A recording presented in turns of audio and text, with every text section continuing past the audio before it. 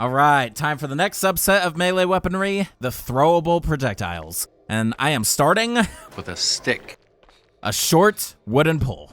Yeah, all right. Model and icon, exactly the same from Outbreak File 1. No comparison there. And here's a real life stick that looks exactly like the one in this game.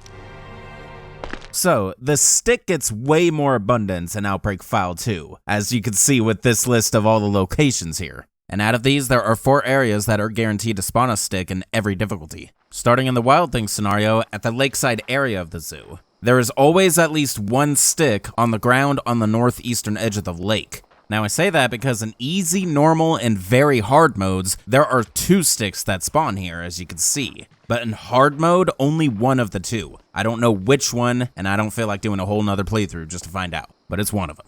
Then in the Underbelly scenario, you got the East Ticket Gate on the B1 level of the subway, and it is next to the trash can and the stairs in the northeast area of the room. Now the Flashback scenario has no fixed location amongst all difficulties, so I'm skipping that one, and on to Desperate Times. And the fixed area is the police station front entrance. Now the common spot is on the ground in the southwest corner of the front yard, which only applies to easy, normal, and very hard modes. For hard mode, it is located instead on the ledge next to the pillar next to the station entrance doors, where the survival knife is here in normal mode. And finally, the one fixed location in End of the Road, which is at the emergency materials storage in the 2nd floor basement of the water treatment plant. It is on the floor in the corner of the raised platform in the southeast area of the room where you initially drop in. Now this is actually tricky to see. If you come down here, you get a much better angle of it. Now here's the stick extremely close up in game. I said this in the last one, it looks like a miniature wooden pole, especially at this close up of an angle.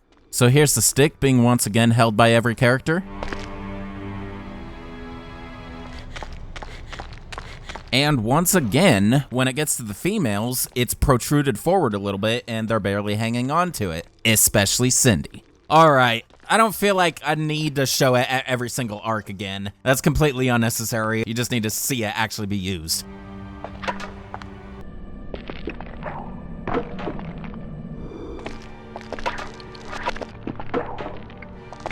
So there you go, hitting it against the wall is perfect. So let's go ahead and test the stick out on some zombies. Again, I have to incorporate the use of infinity mode for this, because that is the only logical way you are ever gonna get enough sticks to defeat a zombie.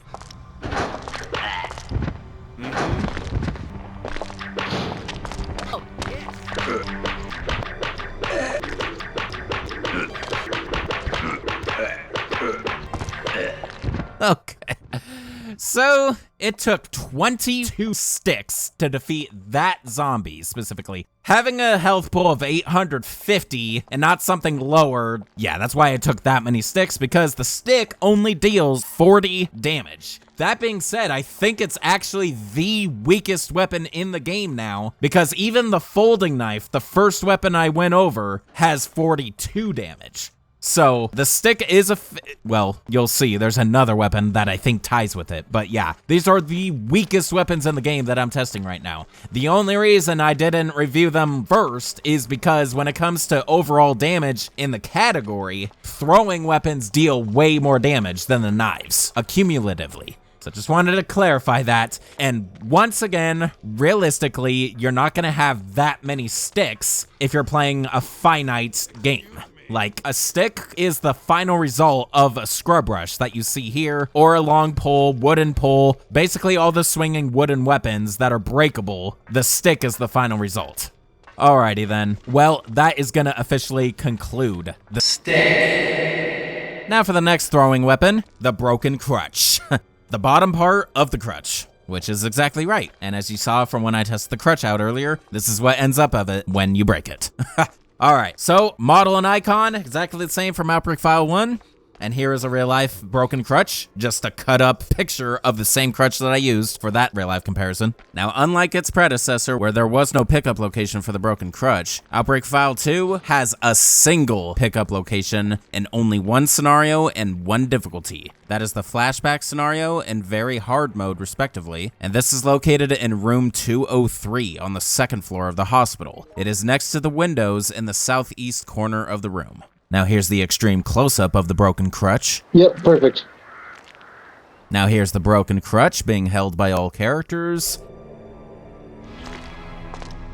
It's really a more refined stick in my eyes, but hardly any different. So let's just throw it right here so you can see what it's like.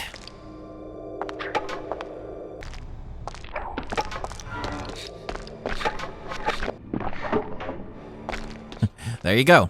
So, as you saw when I went over the location bit, there is a pickup location for the broken crutch. So I can legitimately test this out on enemies with an infinite amount of broken crutches. So, I've tried this multiple times, but because this is very hard mode, and the zombie goes flying every time I hit it with the broken crutch, which I guess is the perk of it. I forgot to mention this, but the stick downs them every time too if they're standing. But anyway, because it's the same amount of damage, you could just do the math. It would take 22 again if it was the same zombie that I was testing the stick on. But this zombie being in very hard mode has a health pool of 1060. It would take 27 broken crutches to defeat this zombie. There, I did the math for you guys. I'm not gonna freaking go through with this. This is frustrating. But yeah, that's an unrealistic test anyway because it's in very hard mode and that's a super powerful zombie. So yeah, I'm just gonna leave it at that for you guys. That is it for the broken crutch. To hell with that thing. All right, next throwable weapon, the bent iron pipe. A pipe made of iron, it is completely bent. The first part of the description is the same across all types of iron pipes, as you've noticed by now. Floating model is the same, just slightly more speckled, as I have been saying with the iron pipe. But the icon is slightly updated, more polished, more shiny. And here is a real-life bent iron pipe, the best I could find anyway. It's not perfect. So just like the first Outbreak game, there are no pickup locations for the bent iron pipe. So the only way to get it is to use up a curved iron pipe further devolved from a regular iron pipe. Now here's an extreme close-up of the bent iron pipe, the best we could get at this angle. Now here's the bent iron pipe, once again being held by all characters. And as I said in the predecessor, similarly, it has been to hell and back several times, apparently. And let's go ahead and throw this, like so.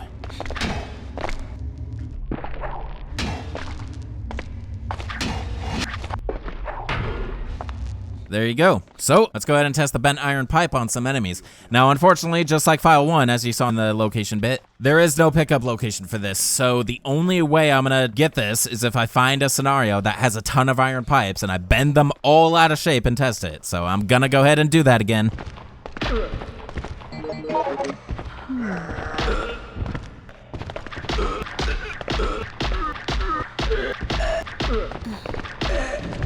Okay, so each individual bent iron pipe causes 80 points of damage. So it took 11 bent iron pipes to defeat that single zombie, which makes sense. But yeah, I managed to collect all of those bent iron pipes and get this test done for you. And even that was way easier than the freaking broken crutch that I tried earlier. Oh my gosh. Alrighty, well, that is gonna conclude the bent iron pipe and all iterations of the iron pipe. Now for the next throwable weapon, the concrete piece. You can throw this to attack enemies. That's not a description at all. Like, I would have accepted a piece of concrete over that one, honestly. Floating model and icon are exactly the same from Outbreak File 1, just with the brightness increase thanks to the shader.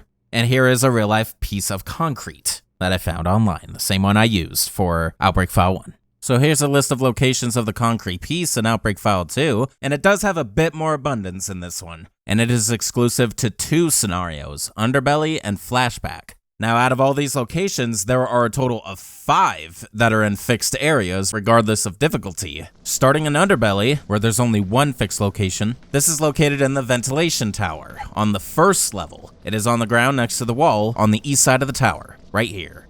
Then in Flashback, there are 4 areas that are guaranteed to give you a concrete piece. The earliest of which is in the auxiliary building first floor hall, on the first floor of the hospital. It is on the ground at the top of the stairs in the north section of the eastern half of the hall, where, check it out, it's my chosen hub of this scenario.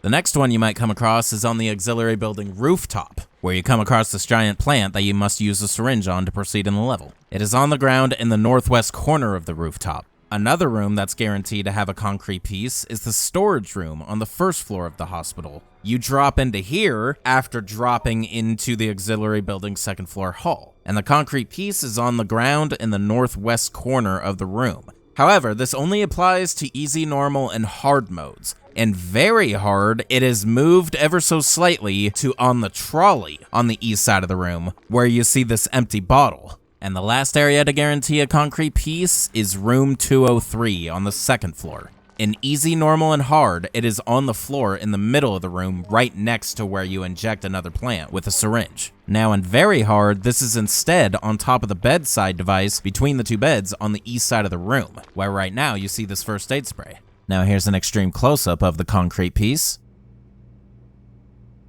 Now here's the concrete piece being held by all the characters, and unlike the predecessor where I didn't have anything to say about it, I'm realizing just how ridiculous it is when it comes to holding this. A lot of the characters are just putting their thumb through it. Like, yeah, I guess the simplicity of older games like this still works against it sometimes. Alright, so let's go ahead and test it out the only way we can. That was awesome. Open the locker with it.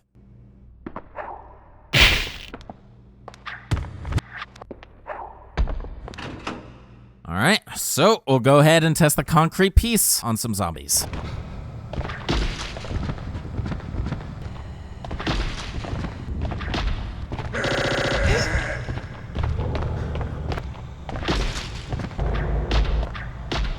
All right, so the concrete piece deals 200 damage. That's double from Outbreak 1, and a 120-point jump from the last weapon, the bent iron pipe, at only 80. I'll be damned. Well, that's all I got to say about it. That is it for the concrete piece.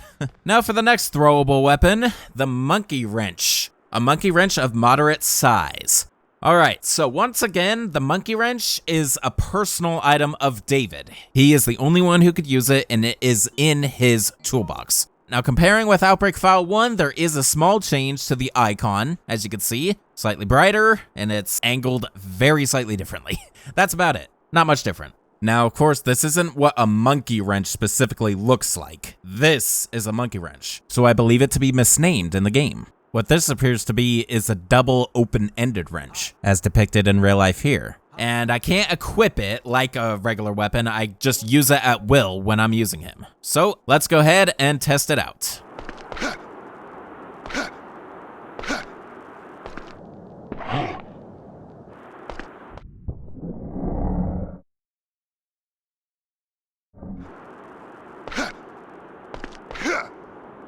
There you go. So, let's go ahead and test the monkey wrenches on some zombies.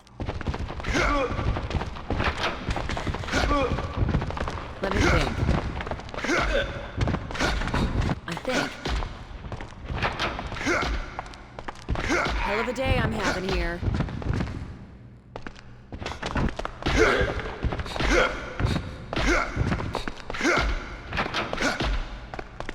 So yeah, between 4 and 5 monkey wrenches for most normal mode zombies, between 700 and 850 health pool. And yeah, it deals the same amount of damage as a concrete piece. However, it doesn't knock zombies back like the concrete piece, so I would say the concrete piece is actually more brutal compared to the monkey wrench. Plus, the monkey wrench is David's personal weapon and only he can use it. You can't even equip it though, he just uses it willy-nilly with the special action button for the characters.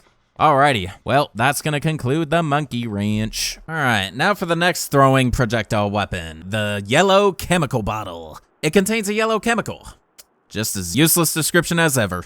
Alright, well, compared to Outbreak 1, the icon is exactly the same, but the floating model has gotten quite an upgrade. Not only is it no longer sitting diagonally, instead it's sitting upright, but the label had some improvement. Now you got a few red lines across it, and the label covers nearly the entire length of the bottle. So big difference there. And here's a real life comparison to the best thing I could think of that this represents, which is a bottle of sulfuric acid once again. And learning from Outbreak File 1, it does contain acid of sorts. Now one of my companions in the Discord server while I was going over this, he just described it as the piss bottle, which I think is actually kind of appropriate. So here's a list of all the locations of the yellow chemical bottle in Outbreak File 2, and as you can see, it is exclusive to the flashback and end of the road scenarios. And there are 3 places that are guaranteed to spawn a yellow chemical bottle. So to show those, starting in the flashback scenario, with the one room that is guaranteed a yellow chemical bottle is the auxiliary building's 2nd floor hall. This is the same place where you can find an axe in easy and normal mode.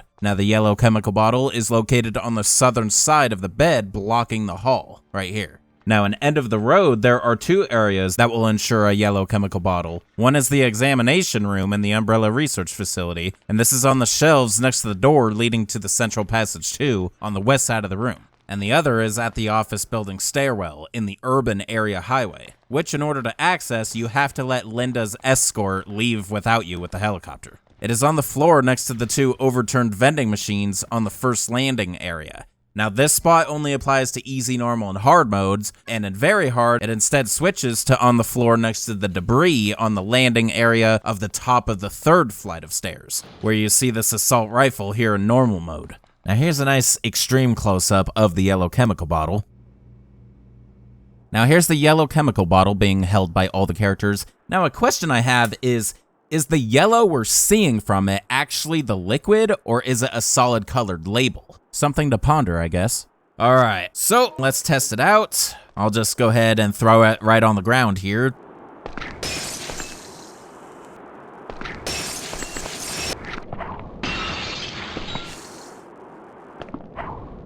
Alrighty then, let's go ahead and test the yellow chemical bottle on some zombies. Hey!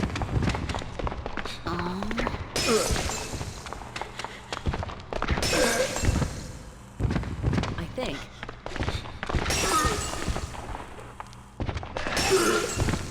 Damn, alright, so the yellow chemical bottle deals 500 damage. So for all 3 zombies, of course, it only took 2 bottles. But yeah, most enemies are gonna suffer because of that. Now, what's interesting is when you use the yellow chemical bottle against the Axeman in the flashback scenario, it deals 1,000 damage. It's probably because he's a live human, and he really suffers when he's doused with acid. That's my assumption. But yeah, thought I should put that out there. All right, that's gonna conclude the yellow chemical bottle. All right, now for the next throwable weapon, the gray chemical bottle. Just a pure color swap from the yellow chemical bottle, which it contains a gray chemical, of course. All right, same thing as I said for yellow, different model, but same icon. Real life comparison to the best thing I could find. So here's a list of all the gray chemical bottles locations, and it is a little more abundant than its predecessor game, but it is exclusive to one scenario again, and that is End of the Road. Now there are 2 areas in End of the Road where you're guaranteed to find one, so let me show those. First, you got the laser emission room of the Umbrella Research Facility, and the gray chemical bottle in easy, normal, and hard mode is located on the wall bench lining the western wall of the southern room. Now in very hard mode, it instead is found on the floor in the middle of the northern room where you actually see the lasers. Now you see a shotgun here where it would be in very hard, and this shotgun is an RNG spawn of network mode. The other room you're guaranteed to find a gray chemical bottle in any difficulty is the office building warehouse in the urban area downtown. It is on the roll container near the door leading to the area behind the residential area in the northeast corner of the room. Now here's the extreme close-up of the gray chemical bottle. Now here's the gray chemical bottle being held by all characters, and once again, all it is a color swap, and I have nothing more to say about it.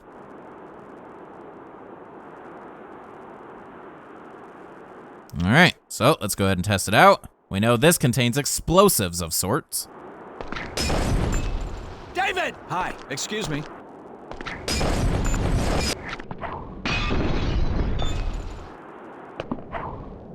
Alright, some explosive power there. Now I know for a fact that it's only going to take one of these to defeat zombies, so I'm going to step it up, and I'm going to test the gray chemical bottle on Hunter Muse.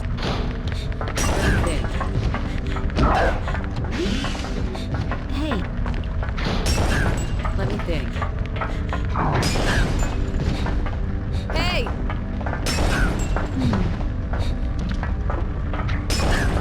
Okay, so the gray chemical bottle appears to do 350 from blast damage alone. But this one Hunter with 900 is dying with a direct hit, so direct damage, there you go. I needed that Hunter with 1,000 health pool. So the full damage with a direct hit is 950, which is the same as Outbreak 1. Wow, these are very lethal bottles, very good against Hunter Muse in this scenario, which is probably why they supply you with them.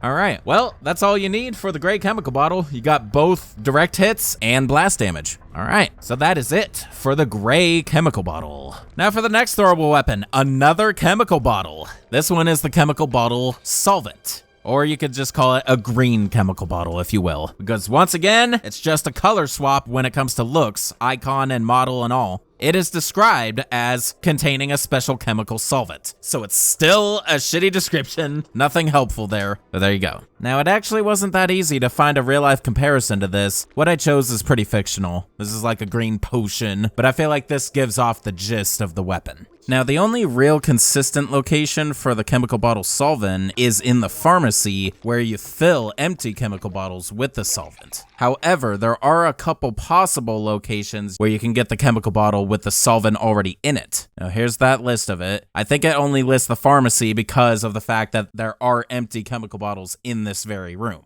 But these two locations are exclusive to easy and very hard mode respectively, and the very hard one is the earliest one you could come across, so that's the one I'm going to show, plus it requires Alyssa on your team in order to access. So this is very hard only, and it is in the locker room on the first floor of the hospital. So where in hard you would find the hammer, it is the same locker, but in very hard mode, it's recommended you use the S-shaped pick. And then you unlock it, and there it is. Now here's the extreme close-up of the chemical bottle solvent. Now here's the chemical bottle solvent being held by all the characters. Unfortunately, it is yet another color swap, so I have nothing else to say about it. Darn it. All right, so let's test it out. I'll just throw it right against the wall here. Let's get another one.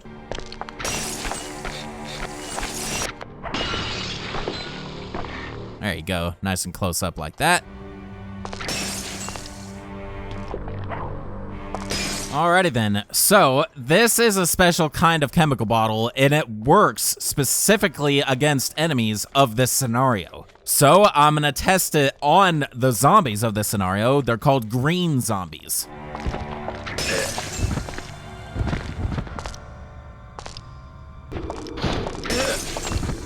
Okay, so against green zombies, the chemical bottle solvent is basically insta-kill, as you saw right there. Or it at least deals the damage more than 850. Let me test it against the Axeman to better gauge its damage.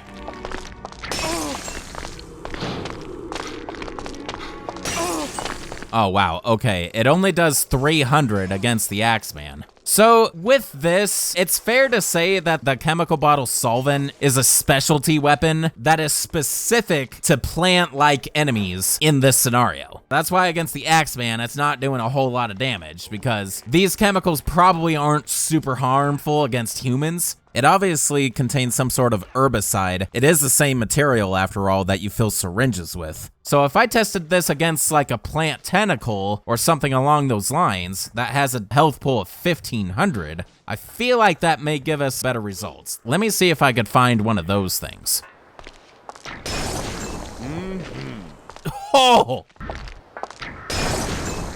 Yep, okay, so that definitely proves my point. Even these evil shade things with a health pool of 1500, this chemical bottle with solvent in it defeats it instantly. So yes, this is like a specialty weapon against plant-like enemies. It is not that useful against regular types of enemies.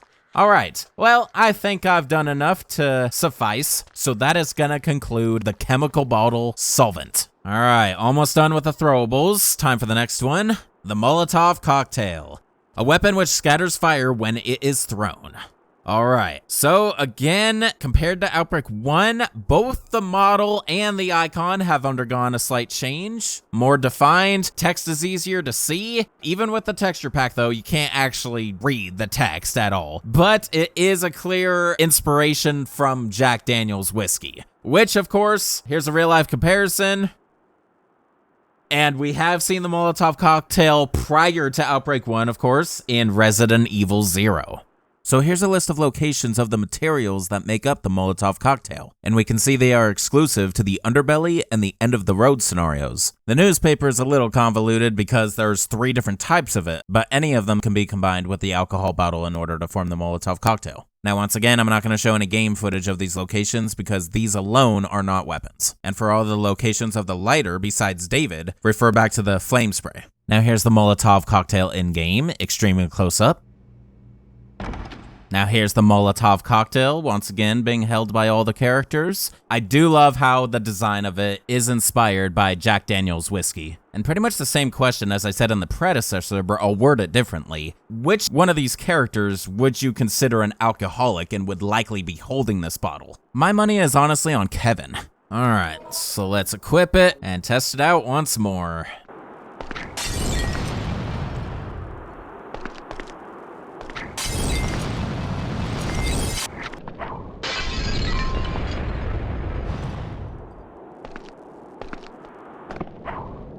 All right, now the Molotov I know for a fact is gonna defeat zombies in one hit. That's because it has the residual damage again. Really, it would be more sensible to test this on a much stronger enemy. So we'll go ahead and test the Molotov Cocktail on some Hunter Muse. Hey!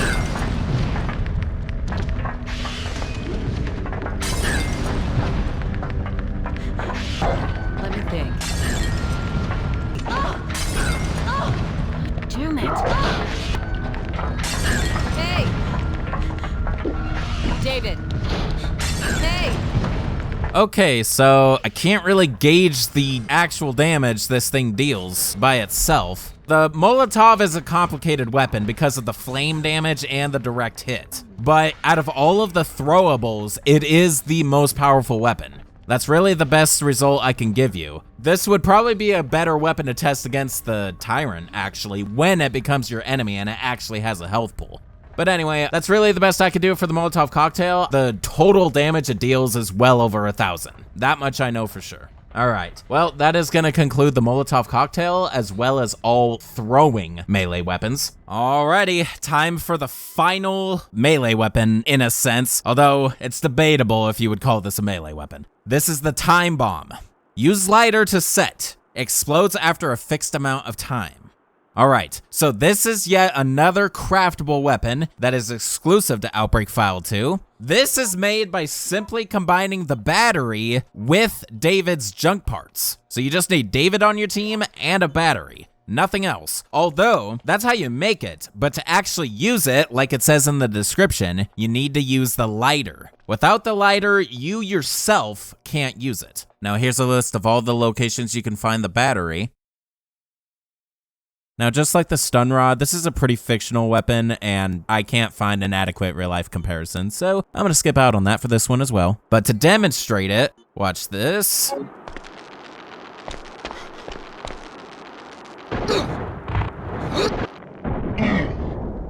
David! Someone help me. That's how it's done. And yeah, I just completely obliterated both of my teammates. They're both in danger status, probably one hit away from dying. So yeah, this is a very lethal weapon. Now, here's the thing. If you don't have the lighter on you, there is a way to still have it be used. So check this out. I'm gonna give it to one of my teammates. Now watch this. As you can see, Yoko doesn't even have the lighter in her inventory. But one of the exclusive features of Outbreak File 2 that Outbreak 1 didn't have is the ability to ask your partner to use items. This extra option right here, ask to use, all in one word. So I'm gonna select the Time Bomb and ask Yoko to use it. Yes?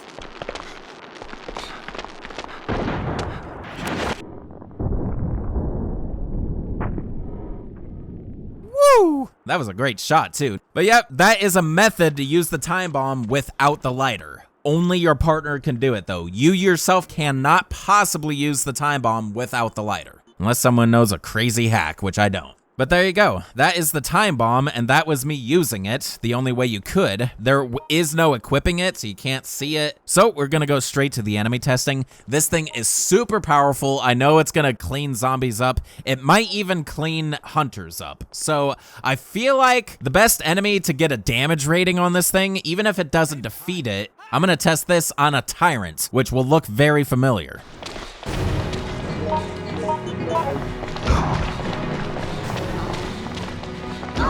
David! And the Time Bomb deals a total of 2,000 damage, at least against the Tyrant. Probably all other enemies would die instantly if they're within range of this thing. This thing could also damage you pretty well too.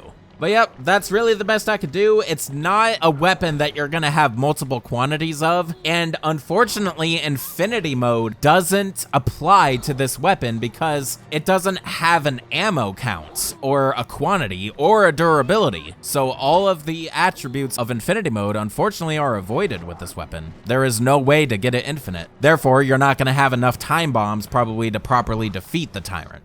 So all you can get from it really is the damage reading. 2,000 points of damage. It's one of those fair and few weapons to use. Well, that's all I have to say about it. So that's gonna conclude the time bomb as well as all non-gun type weapons.